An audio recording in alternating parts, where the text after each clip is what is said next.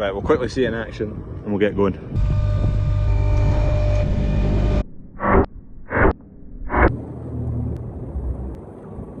Things are going from bad to significantly worse. Morning, Holly. There we are, we cammy.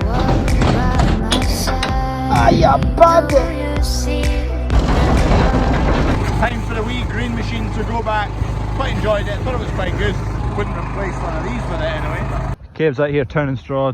Dad's just wanting to lift along to see how it is. We've borrowed that turner off of a neighbour, but it seems to be doing the job. That's a good wee thing, it's making a good job. You can see where the bout used to sit. Shifted the bout over, add a bit of fluff to it, just lets it dry out. This isn't too bad, but the end rigs are soaking. What is it there? It's a Eurotop 421N. Seems to be doing the job. Kev thinks it's a good piece of kit anyway. Thinks that's a good piece of kit as well. Right, we'll quickly see it in action and we'll get going. There you go, so it just picks up anything in the rakes there. That's a good job. Cleans it up and stacks it with a bit of height in it. Allows more air to get in and through it.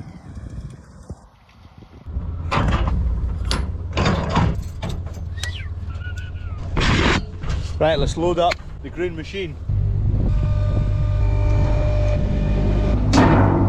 For what we've been needing this for, it's been perfect. Quite agile. Look, it's not got oomps of power and it's not got oomps of lifting capacity, but that's not what we're needing it for, so I thought it was quite a good wee machine.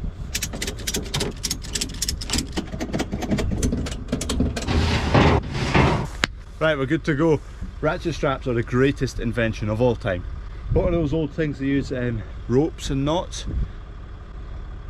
Right, I've got a box of hammer flails. I've seen a few, you hit a stone, so there's a few needing replaced. So instead of running with a big gap in the topper, he just he put outside ones into the middle. He's just now got a narrower topper basically. Good morning, I've just been feeding this calf. You can see the milk around its chops. Anyway, on you go, pal. Because her mother, dog's behind you trying to lick the camera. The cow to that calf, it had Johne's disease, and we've segregated her from the rest of the cows, and she was getting fattened up and kind of come near her weaning time. That cow was going to be put away, but Johne's started to kick in. It's a bit of a muscle wasting disease that only kicks in some point after 2 years of age. Obviously it started kicking in similar time to when she's trying to rear a calf, so it's a higher stress scenario for the cow, so that probably didn't help the fact that Johne's was starting to kick in as well. And she was just going backwards and getting skinny, so we had to get her away. So now that calf's getting a bit of bottle feed. The cow wasn't that milky before, so it's not used to drinking that much, so I've only managed to get that much down it. I'll come back later today and get the rest down it. I've been away for a couple of days and the sunflowers have just gone boom. They're all open. Not all of them, it's probably actually only 50% in bloom, but it looks 100% in bloom. Like if you look closely, there's loads that are still to open. Should get a decent flowering period out of them. This has been open 5 days now. Anyway, benches are still holding up. Surprised about that. So that's the Jenga there.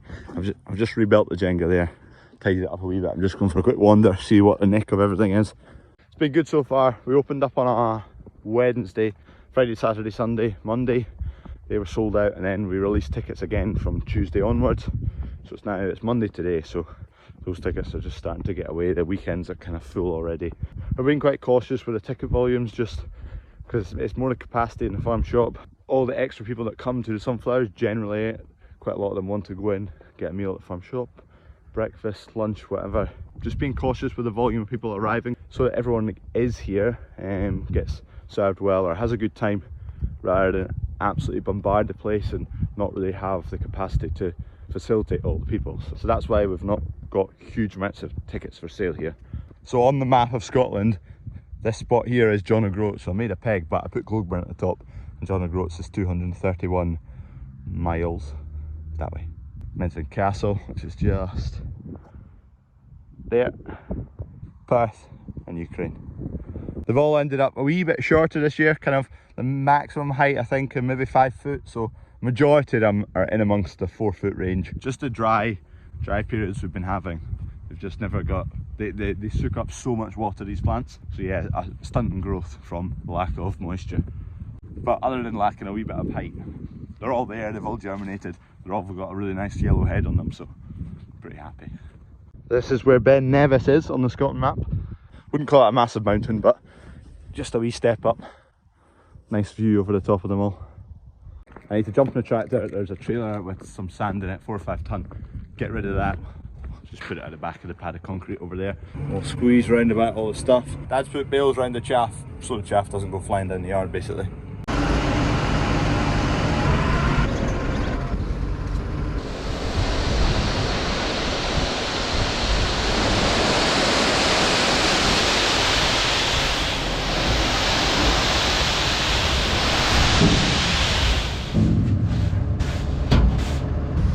Now getting onto this pad, which is good. There's oats in there that are going into that trailer.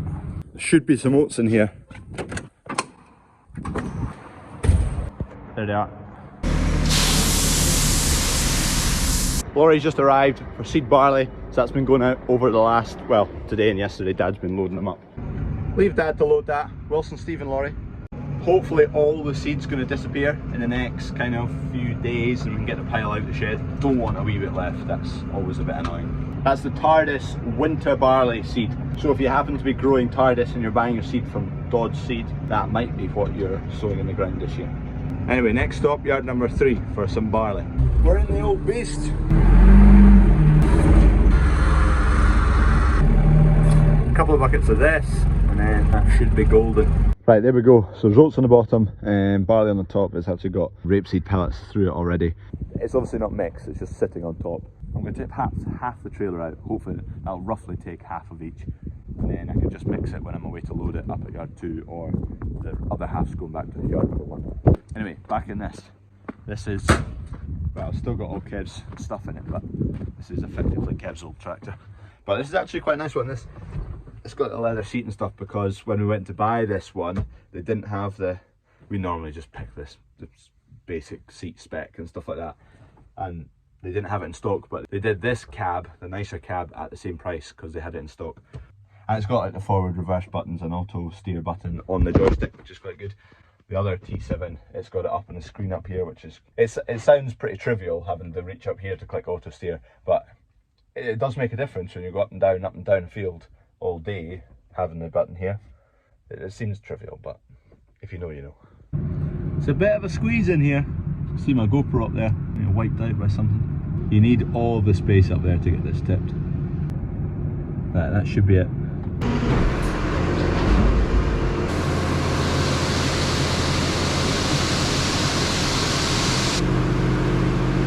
Doesn't need to be perfectly empty because I'm just going to mix it up here and then half of it's going back in the trailer anyway. I've been an idiot. Dunk and Kev are shifting bales today and they've got the forklift from this yard at yard 4. So I don't have a forklift to mix that or load it back into the trailer. Should have just tipped half of it out, taking the other half home. Damn it. Damn. Right, I'm just gonna have to mix a wee bit up by hand and just fill it up to do till later because you don't want them to run dry because the theory with the creek feeder, you want the calves to come in and nibble. You want them just to nibble throughout the day and never kind of take in a big mouthful or a big stomachful. Whereas if you let it run dry, they then don't get to nibble, and then when you refill it again, they're hungry and they can kind of gorge themselves. So you just want it to be continuously full all the time and they only nibble at it, and then their diet, they slowly add more volume to their diet themselves. There we go, that'll keep them going. The cows, whenever you fill this up, the cows are in getting their head in the top to get some grub, greedy coos. Lulu's got an interesting spot to sleep today. Right, I need to fix some rollers, so I need one hammer. What do you call that anyway? It's not really a hammer, is it? Post knocker more than anything. This hammer, a bit of heat. Okay, the rollers that clearly got abandoned after we used them last. Yeah, they broke and they've not been touched since.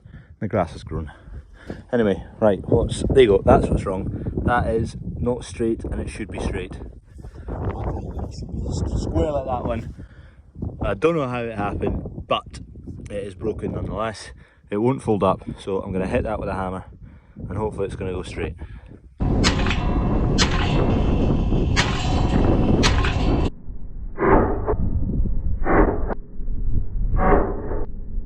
Right, that's it as square as I'll get it. It's a bit twisted and it's a bit wonky, but it's a stupid design. I don't like the design. Right, good timing. Kev's just jumped on a tractor, so he's just going to come over to the rollers. Just check they fold up and down and then job done. They should be working. It's a good start. Let's go look at the hook. So that hook, once Kev drives forward, this arm will fold round the way. So we'll just see what happens. And it should, all going well, the hook should get pushed up and then click over the top again. This plate here, see how that folds up the way? I think what's happened is it's tried to be folded up. This plate is ridden over the top of this, which it shouldn't. It should go underneath and push this hook out the way, and that hook should go over the top. What's happened is this is ridden over the top of that, and this arm's come in at the same time and pushed this one, which is the one I've straightened, out to squint. So it started from that not lining up right. You can see where it's dug in actually, if I can get my finger in the right place, there. So I think, so this plate's meant to go under this groove and push that up the way, but you can see there's a big notch there. So that has obviously gone over the top of that, and it's just made a meal of everything. What it calls for is some more hammering. You can see it quite clearly there, it's bent. That should be flush with this box section, and it's up, away up there. Things are going from bad to significantly worse. This is absolutely like squint as anything. The whole arm, I don't know, oh Jesus, I don't know how that's ended up twisted like that, but that's upright-ish, just about. That's like, oh. You can see the cracks in the paint there where it's been stressed. Okay, rollers are somehow all squinted and mangled, but I think they work. Somehow just riding over that hook, because I think the weight coming down on it is bent the bracket that holds the actual one third of the roller together. Anyway, I need to go load a lorry of straw, so let's go. There's a wee plane there. That's going to be the next thing, non-stop wee Sunday planes. It's not Sunday today, but out on a Sunday we always get a lot of wee planes, and there's going to be a lot more since there's that Scotland flag in the field. There goes Kev. Kev's going to go and yoke up the drill onto the fence just so we can be sure it's ready to go when we need to put rape in the ground. Right, let's get some bales yoked up. Look at the seat in this. This is 10 years older than the other forklift, and this seat's still holding up. Starting to give way, but much better seat than the new forklift. But it's not new, it's 2015, but what's that, 7-year-old, and this is 17-year-old, so you can see how much better this seat is. Right, anyway, big Hestons to go and load. We don't do many square bales, normally we're all rounds, but there wasn't much demand for round bales at the moment. If there were square bales we could get rid of them, so we got square bale that came in, blitzed up. That's why I don't have a decent square bale spike for this forklift or any of the forklifts, because we don't deal with them. We're usually grabbing round ones. It'll just be a 1x1 job, grab, plonk. This is the process. Grab it, lift it, plonk it on, and then do another.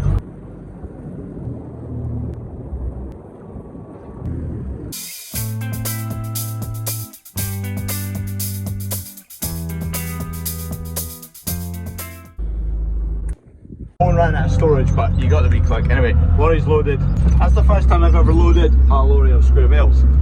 We don't do square bales, we do round ones. Right, I can dump this here, head back to yard number 2, where I was at earlier, hoping there was a forklift there to mix up feed. Anyway, I've got a forklift now. There's a bucket there. Mix that up, load up the cream feeder. Dad's going to give me a run back to pick up my fender, then we're good. Right, finally get this mixed up.